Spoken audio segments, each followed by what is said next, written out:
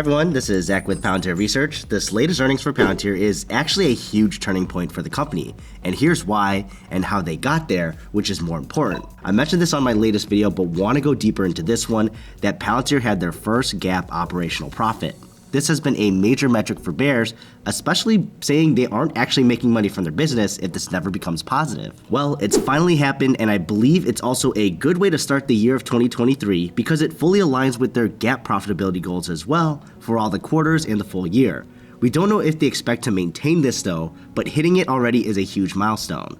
So what is operating income though, and why is it so important, especially on a GAAP basis for Palantir? So just throwing up a simple definition, it's not rocket science, which actually speaks volumes. It's when your GAAP operating revenue exceeds your GAAP operating expenses. Very simple. GAAP is generally accepted accounting principles, so you can basically define it as the official accounting rules that can't be easily manipulated as non-GAAP figures. But this is huge though, because it officially means that when taking these rules, Palantir makes money as a business from their operations. In the past, Palantir was actually losing from operations in the tens of millions of dollars and has finally trended to that positive $4.1 million that we see today for the first time in history. So what were the levers though on the financial report that pushed them at this turning point? So looking at this, I'll say the smaller driver, but still important, is the decrease and maintenance of operating expenses, so sales and marketing, research and development, and general and administrative expenses.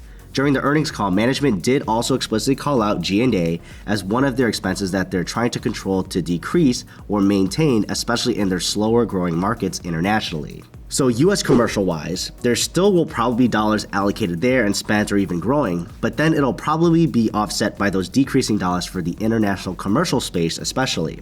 Government business wise, it's hard to say if they'd ever decrease expenses there or try to cheap out there, considering their mission as a company, but with US commercial as their fastest growing segment, if it's being offset by the other three remaining decreasing or stagnant ones, so government US, international, commercial, and international government, I do trust management to keep these expenses down. They've actually already demonstrated this the past few quarters that they can maintain these expenses while they still grow. Now, the bigger factor though for their operating income growing is the rate at which revenue grows versus the cost of revenue, meaning their gross profit actually can grow and expand without having to spend so much. Going back to those old arguments of a consultancy, typically you have to get more FTEs or full-time employees in order to get more revenue recognized. When I was working in consulting, it's about billable hours because you can recognize more revenue from your customers, but that also means there's an associated cost of revenue to cover my salary every time I'm billing an hour. But as a software company, you can grow your revenue without adding more FTEs or expenses because your product is scalable. And by scalable, it means that you can get more revenue from a customer without needing to spend much more to do that. So if you look at the numbers themselves, revenue year over year grew $79 million,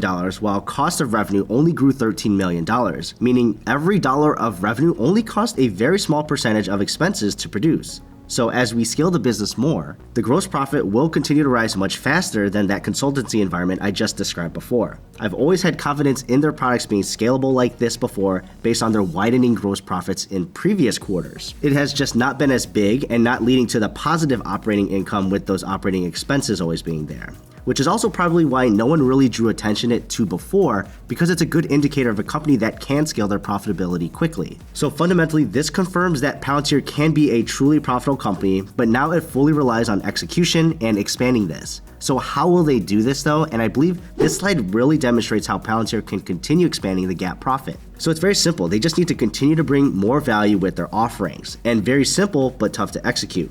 With this AIP slide, they show how AIP enhances or ties together with existing customers. Obviously, if new customers join on, there are expenses associated with setting that up and probably higher than expanding with a current customer. So this slide is beautiful, showing that Foundry or Gotham customers, maybe Apollo, which I know they haven't been showing that, but still ties to the ontology that's set up by Palantir, tying all of their data together and the relationship between them, and then additionally any outside large language models from the company or third-party ones, all integrated together with AIP. If this product can truly scale the way management was saying during the earnings call, then this expansion of current customers should accelerate gross profit, because that's where you're getting more revenue per customer, even though you're not really needing to do much. Maybe you're turning a switch, maybe you do have to add some more work there, but it's not the same as onboarding someone completely new. If they do have another FoundryCon in the future, it will be interesting to see if they have any customers that are showing how they use AIP, especially if they're actually a customer that presented before, because then that that can actually confirm this growing revenue from existing customers, which allows you to, of course,